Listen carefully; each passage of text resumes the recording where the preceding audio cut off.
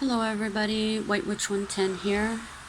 This will be the fourth installment of the spooky stuff. Tonight I'm going to talk about a sense or a vibe that I received off of photos. Going back to when I lived in Toronto, I was on a couple of ghost sites and paranormal sites. And one of them, there were a couple of people there that would put up pictures and ask people what they felt. One of them was a gentleman that lived in Nottingham, and he had put up a photo of a windmill that his family had lived in. I told him that I got the sense that someone had committed suicide there regarding the second floor.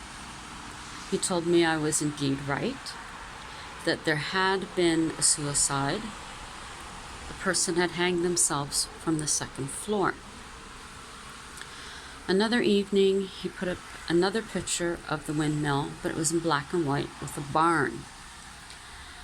Now I told him, in regards to the barn, I did see someone standing there, staring out. And then there was a path, and there was a woman using the path. She had buckets or baskets that she was carrying, but I couldn't get a sense of what was inside them. He informed me that back in the day, there was a path that was used to bring goods from the farm. So that made that a confirmation.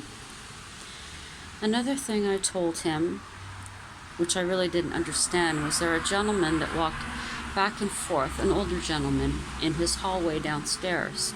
He'd walk to the door, he had a hat on, and he'd look out the window. I got the sense he was waiting for someone, but I didn't know who it was. And then I also told him, or warned him, that there was a spirit on the outside of the house that wanted to come in, but don't let it in. But it actually belonged inside the house. I never really understood what that was all about, but I told him anyways. Then on another evening, he put his computer on and pointed it towards the stairs in his home. And I told him that I was getting the sense of a very large dog that was sitting beside him. He informed me that he did have a dog that was large that had passed away many years ago. I also told him there was a man standing beside him, but actually a couple of steps up, and he was just watching. And then I told him of a woman that was on the landing that seemed to be dancing to some type of music that she could only hear, but that she was very melancholy. And he did say that he did usually get a sense of someone being on the landing. Now another evening, when he was on the site and I mentioned to him, the spirits in the graveyard miss you. I told him I don't know what that means, but they say they miss you. And he told me that he usually reads in the cemetery. He picks a spot and he sits there and he reads because it's quiet, it's very calming. And he went further to tell me that he hadn't been doing that lately.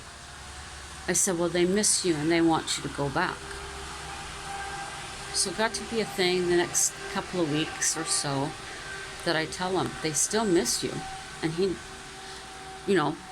laugh like ha ha ha, he'd type and say that he hadn't been there yet. And then finally he had, because the message stopped coming. Then I told him that I kept getting a sense about a picture he had put up with a church in a graveyard. And he explained that this was part of the site where he'd go to read. And I said, well, there's 2 tombstones in there that have a connection. So he was getting curious. He said, what type of connection? I said, as if there was an affection between them, possibly a relationship. So it intrigued him, and he'd gone off on his bike the following day and took a photo. And he informed me that he had. And he said, but before he shows me the photo, he's going to tell me that there's no way that there could be any type of relationship due to the dates on the stones. And then further, he wanted to know if I could tell him the name on one of the stones. I sat and thought, and I said, Kathy. Kathy's coming to me. And he said and showed me, sure enough, the name on one of the tombstones was Kathleen. On another evening, I informed him that a young girl had followed him from the cemetery. She had been on the inside with a stick, hitting the fence as she went. I said, she has a message for you. The message is, and I can't remember which one it was now, but he likes the brunette, but she didn't like the redhead. And again, he said, wow, and explained to me that the two women that he was dating at that time, one of them had red hair and one of them was a brunette. And he said that he would keep that in mind. Now, I had always told this gentleman that I felt he was an old soul. In a dream that I had, I explained to him I seen him on a horse going through a certain part of Nottingham. And he put up a picture, and I said, that's it. That's the spot. You were on a horse, people were cheering. I said, but I don't know why. I don't know if he ever found out. After that, a few months later, I ended up leaving that site, and he wasn't on it as much. On another evening, a woman had posted a picture and asked people if they could see anything in the mirror. She lived in England as well. And I told her, I don't see anything in the mirror, but I'm getting a sense that there's someone in the chair beside it. I think it's your grandmother. She sits there and knits, and she watches what's going on. She's very happy. She informed me that, through a private message, that indeed that was the case. She had had a medium to her house, and the medium had told her that her grandmother sits in that chair. Now, in regards to the Ouija board, going back to when I was younger and still living at home in Toronto, one of the girls on our street at the top corner, her name was Pamela, and she lived with her aunt and her mother, Tita and Mary Lou. They had a Ouija board, and at that time, I guess I really didn't understand them. So we were playing around with it, and the question was asked, who is your mother and who is your father? It said its mother was God and its father was the devil. Left her house, I think there was 3 or 4 of us, we all did, swore we'd never touch it again. One afternoon, a friend of mine, one of her sisters came over with their Ouija board. We were in our basement. Now, I might have been 13 possibly, and the sister was younger than that was at my house. And I don't remember what questions we were asking, but it spelled out a word. I was very skeptical. I said, I don't even think it is a word, because it certainly wasn't anything that I recognized, and she didn't recognize, and I didn't think she would because of her age. So, just for shits and giggles, as they say, I went to the dictionary, looked it up, and sure enough, it actually was a word, and it meant omen.